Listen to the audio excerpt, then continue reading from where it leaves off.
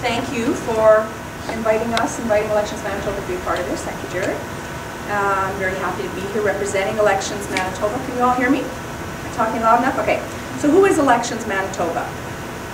Elections Manitoba is the office of the provincial government that's responsible for all provincial elections in the province of Manitoba. So we don't have anything to do with the federal election that just happened a couple of days ago. That is under the jurisdiction of Elections Canada. So Elections Canada looks after federal elections, and then each province has their own office that looks after all of the provincial elections. Now, basically, we look after all the elections that are related to choosing who will be your member of the Legislative Assembly, your MLA, for the provincial government. So that's all provincial elections and by-elections as well. Elections Manitoba is governed by something called the Elections Act, as well as the Elections Finances Act. And they're actually two pieces of legislation, so they are law in our province, that govern how elections are run, what they look like, how much, the Elections Finances Act, for instance, talks about how much candidates can spend on an election. The purpose of the Elections Act and the Elections Finances Act is to level the playing field, so that our elections are fair, and that everybody has an equal opportunity, if you're a candidate, to run an election and to participate, and that Manitobans have an equal opportunity to participate as voters as well. Within the Act, there is a section called Section 29, which is my job. Basically, Section 29 states that one of the goals within the legislation is to provide public education and awareness about the electoral process. So, along with the responsibility to run provincial elections, it's Elections Manitoba's job to ensure, it's not our job to increase voter turnout. That's a bonus if that happens. But it is our job to ensure that every person in Manitoba who is eligible to vote has the opportunity to do so. So we look at what are some of the barriers, some of the things that may be preventing people from voting, and how can we overcome those barriers. So when we're talking about youth, we're looking at what are some of the things that are preventing youth from voting, and what can we do to ensure that youth feel comfortable voting, that they have the information and the education that they need, so that if you choose to vote, you have the opportunity to do so, and you have the information that will allow you to do that. So in the case of young voters like yourselves, we've undertaken several initiatives that we hope will allow for more engagement, and I'm sure you've heard that word a lot in the past few weeks leading up to the federal election, is people want youth to be engaged. We want you to participate. And first of all, that will allow you to have the education and information about the electoral process that you need.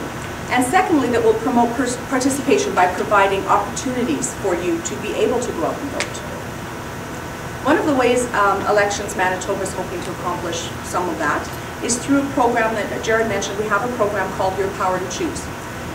Your Power to Choose is an education program for students which teaches the values of citizenship and democracy, as well as the power of choice, because voting is really a choice. We talk about the difference between civic duty and a civic right, and voting in our province is a right, it's not a duty. You're not mandated to vote. There are some places, some countries in the world where you have to vote. There are fines for you if you do not vote. That's not the case in Manitoba, it's not the case in Canada. You have a right to vote. We have a lot of rights. We have a lot of civic rights. You have a right to marry, but you don't have to. You have a right to freedom of religion. You can choose whatever religion you want. So there's a difference between a civic right and a civic duty. Voting is a right. The program links directly to the curriculum, so your social studies and civics curriculum for grades 6, 9, and 11, but it can easily be adapted to other grade levels, and we've certainly done that. We just recently adapted it for adult education, and now we're delivering the program in adult learning centers and literacy centers. With the Your Power to Choose program, we have the curriculum that are certainly available to educators, and we'll also come out and do workshops in schools. Through these workshops, and they're very interactive, we focus a little bit on the history of the vote in Manitoba, and again, about engagement, and Jared spoke about that a little bit, about having some information about how did voting happen in this province? What is the history behind it? That sometimes makes it a little bit more personal to you when you understand the process and you understand what has happened across the years to make voting possible. It makes it a little more personal to you, and maybe that choice to vote is going to be a little bit more important to you. We talk a little bit about democracy and citizenship and what they mean to us. And we do a mock election in our workshops. So from beginning to end, we do an election. And explaining the election process and taking some of the mystery out of that. I do workshops as well for adult education, and I do workshops in community organizations.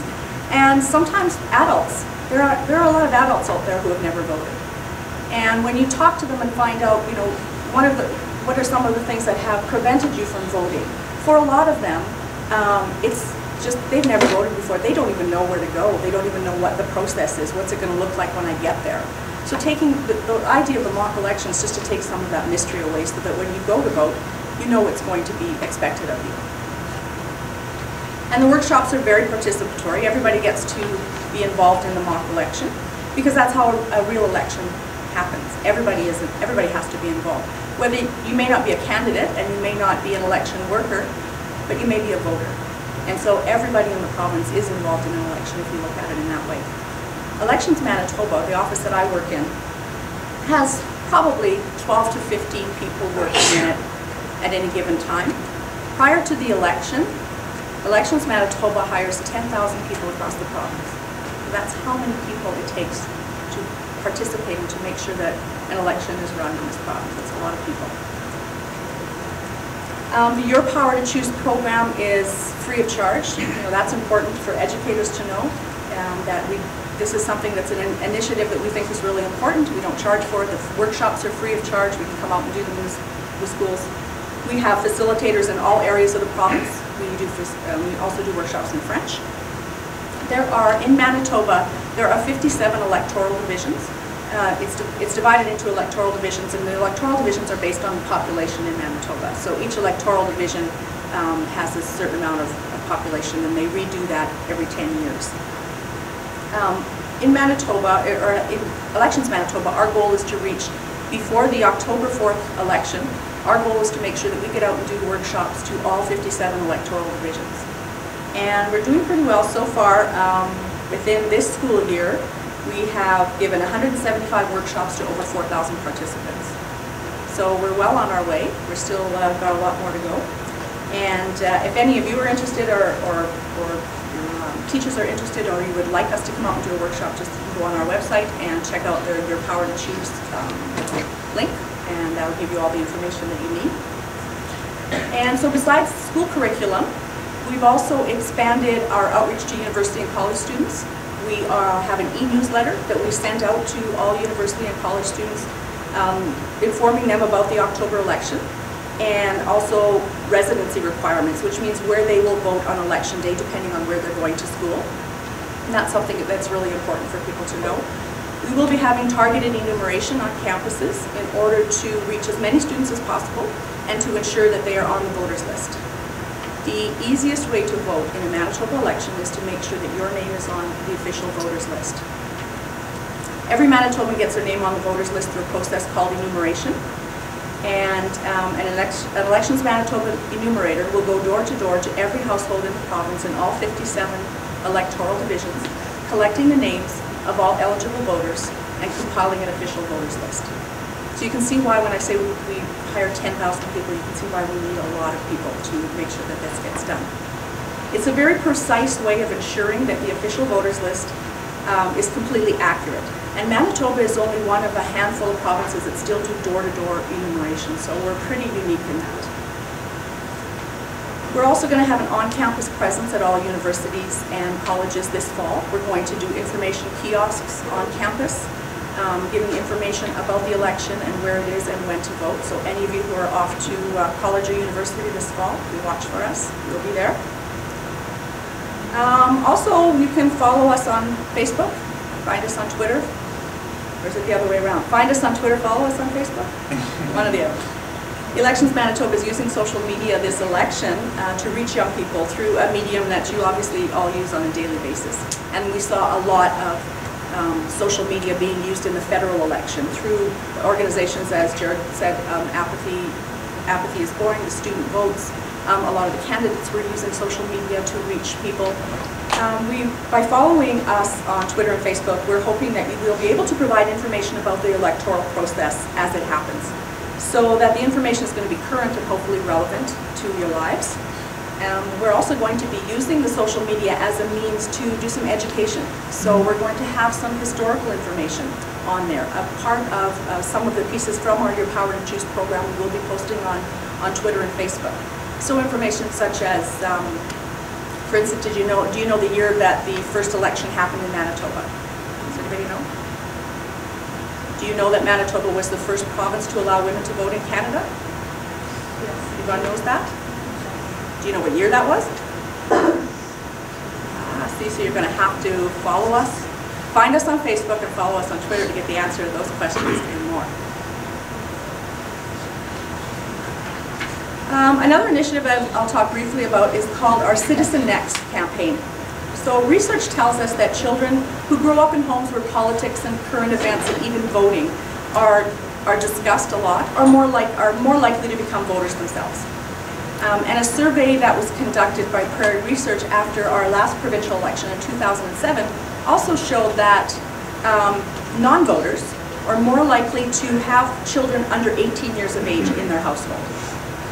So the goal of Citizen Next is to foster that civic engagement from a very young age, and to encourage parents who have young children to invite them to be a part of the process. So have those discussions about civic engagement and democracy and citizenship around the dinner table. And also, further to that, make the kids part of the process. So we're encouraging parents to bring their children with them when they vote. We're going to have, make it really kid-friendly. We're going to have little giveaways for the kids. We're going to have stickers on that say future voters. So every child that comes with their parent will be able to get a sticker. And again, it's just making sure that just allowing parents to bring their children in with them in that process, and that hopefully that process becomes a part of your life. It's not something that when you're 18 years of age is something brand new to you that is unfamiliar to you. There's also going to be, as part of the Citizen Next campaign, there's also going to be a web page, a very interactive web page with information and videos and games that children can play on their own or with their parents. And again, all of these activities are just geared towards encouraging children's interest in voting and democratic issues from a very young age. And hopefully that will continue to the time that they're old enough to vote. So in conclusion, I think that looking at the issue of youth engagement, and that it is of course important to encourage those who are already of voting age to get out and vote. But more than that, we can begin at a very young age to teach the issues of citizenship and democracy that will continue from school age right into adulthood. And that the idea of voting should be a part of who we are and a part of our value system. And something that we could get excited about because we understand the history and the importance of it, and not just something that we have to remind ourselves to do every 4 years.